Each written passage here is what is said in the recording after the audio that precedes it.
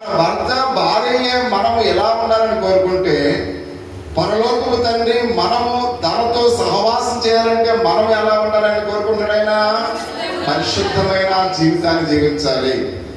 అప్పుడే నీతో నాతో మనతో ఆయన సహవాసం చేయడానికి ఇష్టపడతాడు.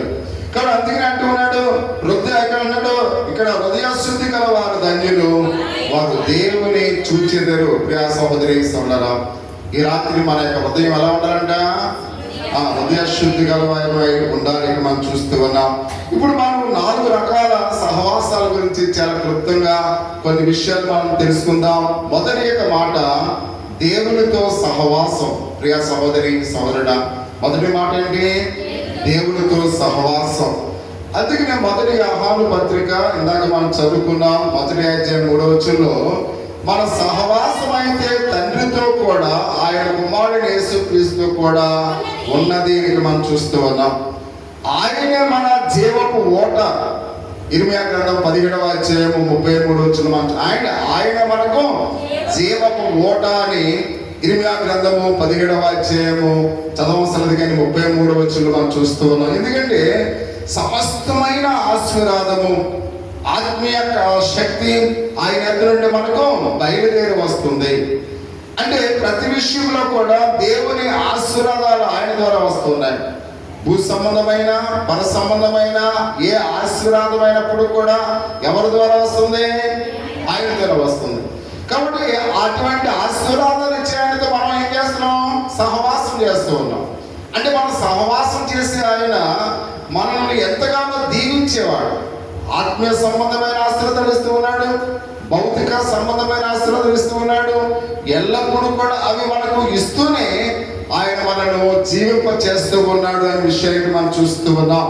అందుకనే ప్రియ సహోదరి సహోదరా, ప్రార్థన వేళ దేవునితో సహవాసం చేసే సమయము, స్తుతించే వేళ ఆయన ప్రసన్నత దిగివచ్చే సమయము, ప్రార్థించే కొలది మన ముఖములు ఎలా ఉంటాయంట?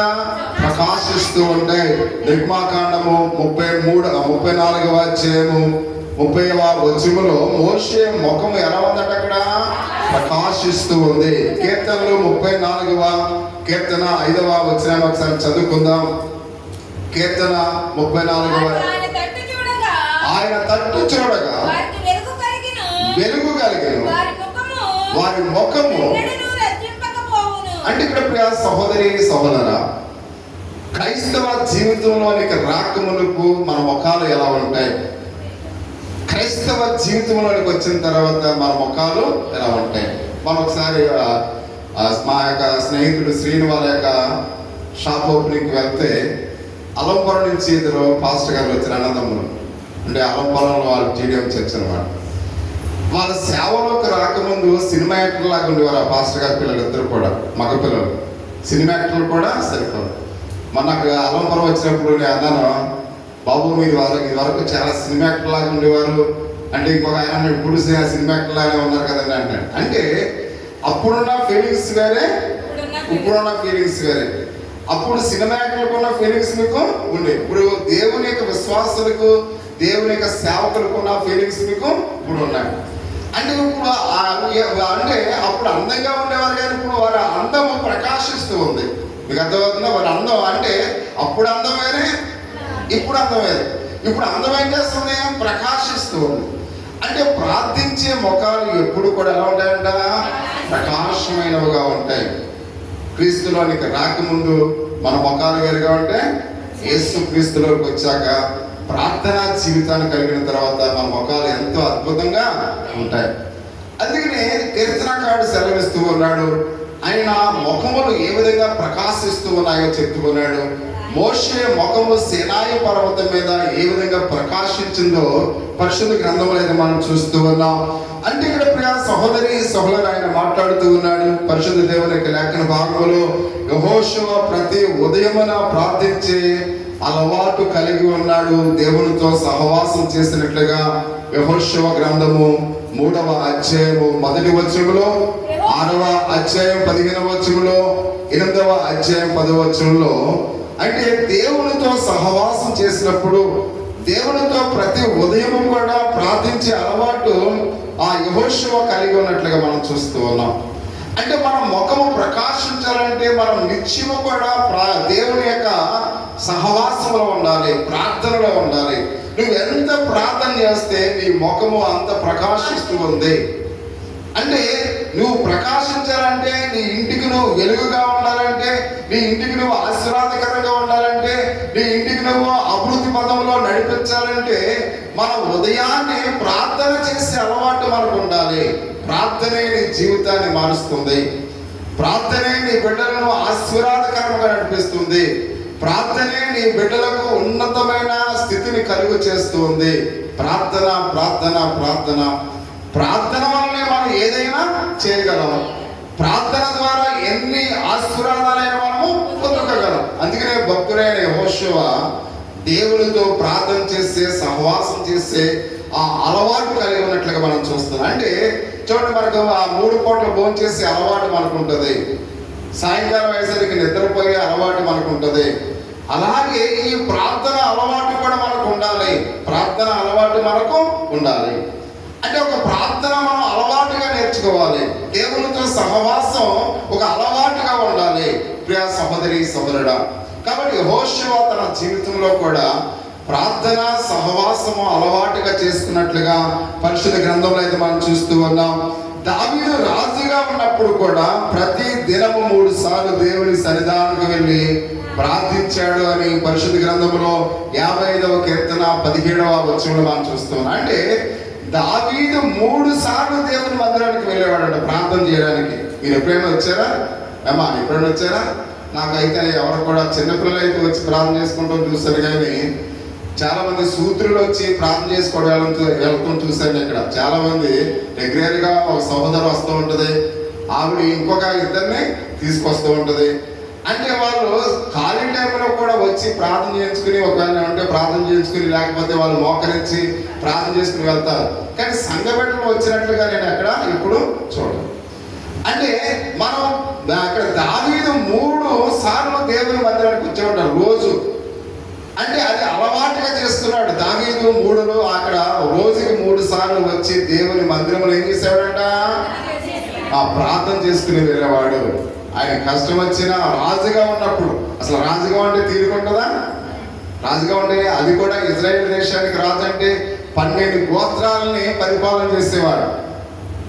అంటే ఇప్పుడు అమెరికా దేశం ఎంత సంపన్న దేశమో ఆ దినాల్లో ఇజ్రాయేల్ దేశం అంతా సంపన్న దేశం. అసలు తీరిక లేని రాజు అయినప్పుడు కూడా 3 సార్లు దేవుని మందిరానికి వెళ్ళి ప్రార్థన చేసుకునే అలవాటు కలిగిన వాడైనట్లుగా మనం చూస్తూ ఉన్నాం. దానియేలు కూడా ముమ్మారు ప్రార్థించి దేవునితో సహవాసం చేసేవాడని దానియేలు గ్రంథము 6వ అధ్యాయం 10వ వచనం మనం చూస్తూ ఉన్నాం. దానియేలు దీర్ఘదర్శి, జరగబోయే వాటిని చెప్పేవాడు, ఎంతో జ్ఞానవంతుడు ప్రియ సహోదరి సహోదర. అటువంటి దానియేలు కూడా దేవుని యొక్క సన్నిధానానికి వెళ్ళి ఆయన దేవుని సన్నిధానం వైపు చూస్తూ ఆ ముమ్మారు ప్రార్థన చేసుకునేవాడంట. ఎంత గొప్ప అలవాటు ఒకసారి గమనించారు. దేవుని యొక్క యెరూషలేము యొక్క దేవాలయానికి వైపు చూసి ఆయన ముమ్మారు ప్రార్థన చేసుకునేవాడని మనం చూస్తూ ఉన్నాం. అంటే దేవుని యొక్క మీకు మధ్య గల సహవాసము స్థిరంగా ఉండాలి. ప్రార్థన సమయము జారవించకూడదు. ఎందుకంటే కుంటి సాకులు చెప్పకూడదు. ఈరోజు ఈ ప్రార్థనకు రాలేదంటే ఏదో కారణాలు చెప్తూ ఉంటారు. అలాంటి కుంటి సాకులు చెప్పితే దేవుడు ఏమాత్రం కూడా సహించడు.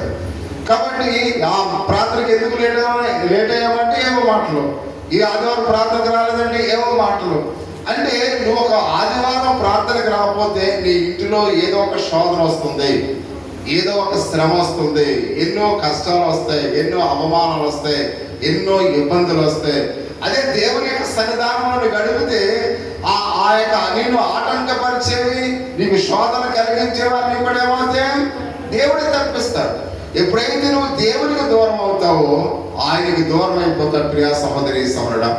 కాబట్టి ఎప్పుడైతే దేవుడు ఒక క్షణము నిన్ను విడిచిపెట్టాడో నువ్వెందుకు పనికిరావు అనే విషయాన్ని మనం మర్చిపోకూడదు. దేవుడు ఒక క్షణం మనల్ని విడిచిపెడితే మనం ఎందుకు పనికిరాము. అందుకనే మనం దేవుని విడిచిపెట్టే వారంగా ఉండకూడదు. ఏవో షాకులు చెబుతూ, ఏవో కారణాలు చెబుతూ దేవుని మందిరాన్ని మనం ఎగ్గొట్టే వారంగా ఉండకూడదు అనే విషయాన్ని మనం గమనించాలి. ఎందుకంటే ఒక రాజు స్థానంలో ఉన్న దావీదే ముమ్మారు దేవుని మందిరానికి వెళ్ళి ప్రార్థన చేస్తున్నాడు. ఆ దేశంలో బబులోను యొక్క సామ్రాజ్యంలో ఎంతో తెలివైన వాడు ఆయన దానియేలే దేవుని వైపు ముమ్మారు తిరిగి ఆయన ప్రార్థన చేస్తూ ఉన్నాడు. అయితే ఇక్కడ మనం చూస్తూ ఉన్నాం, యెహోషువ ఎంతో ఉన్నతమైన నాయకత్వాన్ని కలిగిన యెహోషువే దేవుని యొక్క సన్నిధానంలో ప్రార్థన, ఉదయాన్నే ప్రార్థన, దేవునితో సహవాసాన్ని ఆయన కలిగి ఉన్నాడు. ఒక సామాన్య ప్రజలు మనం, వారికన్నా గొప్పవారు ఏం కాదు. రాజుల కన్నా, ఒక నాయకత్వం కలిగిన యెహోషువ కన్నా, దానియేలు కన్నా మనం పెద్ద గొప్పవారమే కాదు. వాళ్ళే అలవాటుగా దేవుని మందిరములో దేవుని విశ్వసిస్తూ వాళ్ళు ఉన్నతమైన శిఖరాలకు వాళ్ళు వెళ్ళారు. దేవుని యొక్క అత్యున్నతమైన స్థానాలను వాళ్ళు అవరోధించినట్లుగా పరిశుద్ధ దేవుని యొక్క లేఖన భాగములు మనం చూస్తూ ఉన్నాం. అంటే ప్రతి ఒక్కరు కూడా, అంటే బైబిల్ చదవటం అంటే మనం సహవాసాన్ని బలపరుస్తూ ఉంది. ప్రియ సహోదరి సోదరా, దేవునితో సహవాసం అంటే దానికి కారణం ఏంటంటే బైబిల్ చదవాలి. మనం ఎప్పుడైతే బైబిల్ చదువుతున్నామో ఆయనతో మనము సహవాసం చేస్తూ ఉన్నాం. పరిశుద్ధ గ్రంథాన్ని చదువుతున్నప్పుడు దేవుని స్వరాన్ని వింటున్నాం. ప్రియ సహోదరి సహోదరుడా, పరిశుద్ధ గ్రంథాన్ని చదువుతున్నప్పుడు ఎవరి స్వరం విన్నాం? దేవుని యొక్క స్వరం వింటున్నాము. అందుకనే అక్కడ సామెతల గ్రంథము 6వ అధ్యాయము 22వ వచనంలో ఒక మాట మనం చూస్తూ ఉన్నాం. నీవు త్రోవను వెళ్ళినప్పుడు అది నిన్ను నడిపించును, నీవు పండుకున్నప్పుడు అది నేను కాపాడును, నువ్వు మేలుకున్నప్పుడు అది నీతో ముచ్చటించడానికి మనం చూస్తూ ఉన్నాం. అంటే చూడండి, దేవునితో సహవాసం చేస్తే, దేవుని వాక్యం చదువుతూ ఉన్నప్పుడు నువ్వు త్రోవట వెళ్ళినప్పుడు నిన్ను నడిపిస్తూ ఉంది. కాబట్టి నువ్వు పండుకున్నప్పుడు నిన్ను కాపాడుతూ ఉంది, నువ్వు మేలుకున్నప్పుడు నీతో సరదాగా అది ముచ్చటిస్తూ ఉన్నట్లుగా మనం చూస్తూ ఉన్నాం.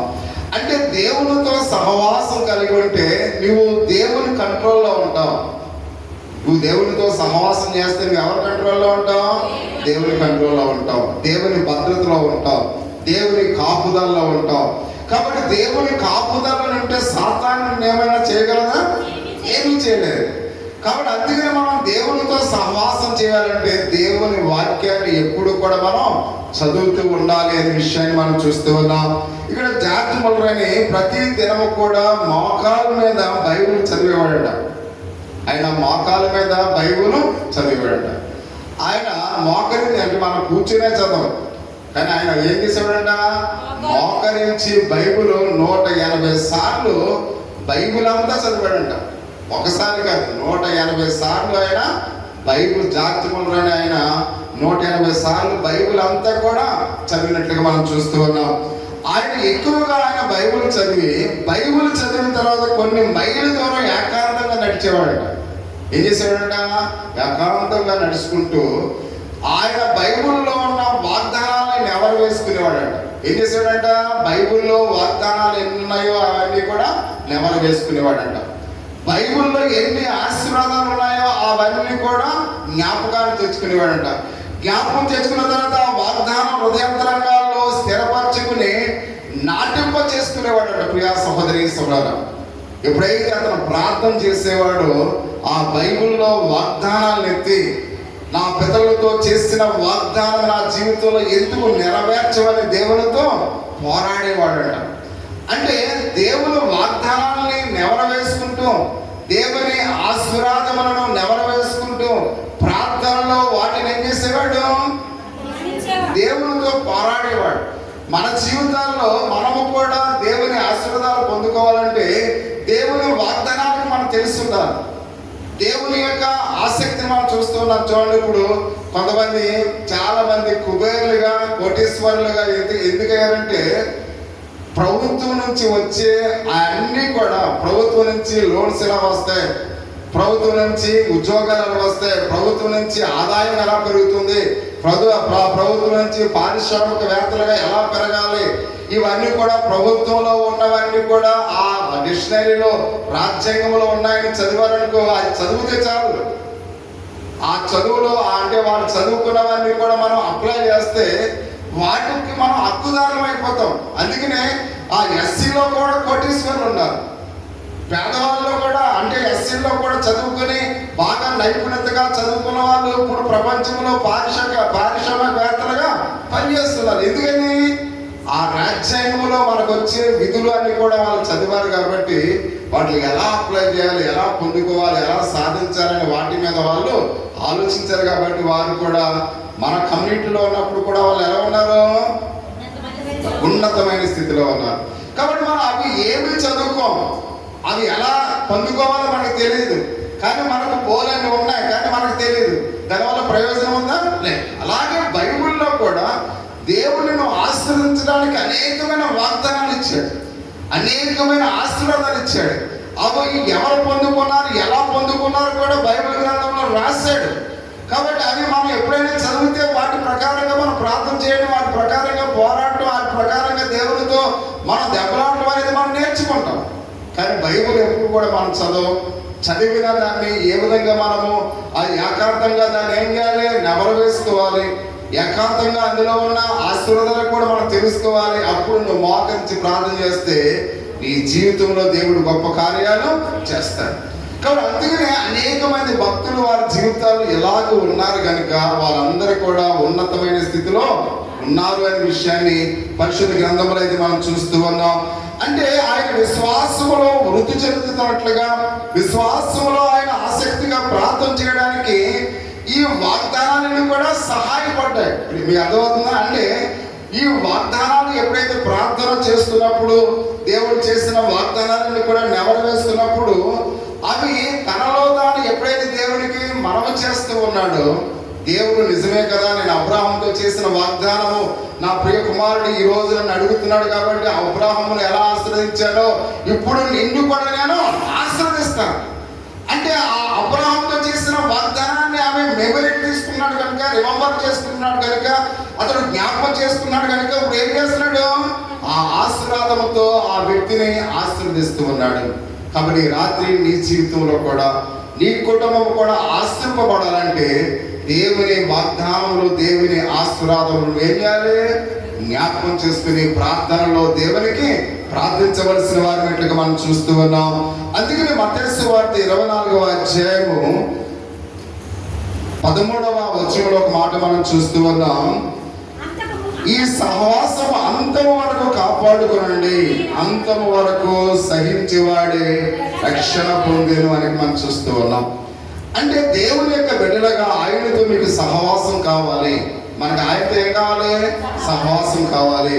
ప్రార్థన బైబిల్ ఎప్పుడైతే మనము ప్రార్థన బైబిల్ చదవటం ఒక పక్షికి 2 రెక్కలు లాంటివి అంట. ప్రియా సహోదరి సహోదరుడా, ఒక పక్క బైబిల్ చదవటం, ఒక పక్క ప్రార్థన. పక్షికి 2 రెక్కలు ఉన్నాయనుకోండి, ఒక రెక్క ఏంటి? బైబిల్ చదవటం, రెండో రెక్క ఏంటి? ప్రార్థన చేయటం. అంటే ఈ 2 రెక్కలు ఎప్పుడైతే సమాంతరంగా ఎగురుతాయి, ఇక్కడ ఊగుతాయో అప్పుడే ఆ పక్షి ఏమవుతుంది? ఎగురుతుంది. అలాగే నువ్వు బైబిల్ చదవటం, ప్రార్థన చేయటం సమాంతరంగా నువ్వు ఎప్పుడైతే చేస్తున్నావో ఆ పక్షి ఉన్నతమైన స్థితికి ఏ విధంగా ఎగురుతుందో విశ్వాసిక జీవితం కూడా అలాగనే ఆశీర్వపడుతుంది. అంటే బైబిల్ చదవాలి, ప్రార్థన చేయాలి, నీ జీవితంలో నువ్వు ఆశీర్వపడాలంటే. రెండవ మాట క్లుప్తంగా మనం చూద్దాం. ప్రియా సహోదరి సహోదర, ప్రజలతో ఏ విధంగా సహవాసం చేయాలి. మొదటి మాటలో ఏం చూసాం మనం? దేవునితో ఎలా సహవాసం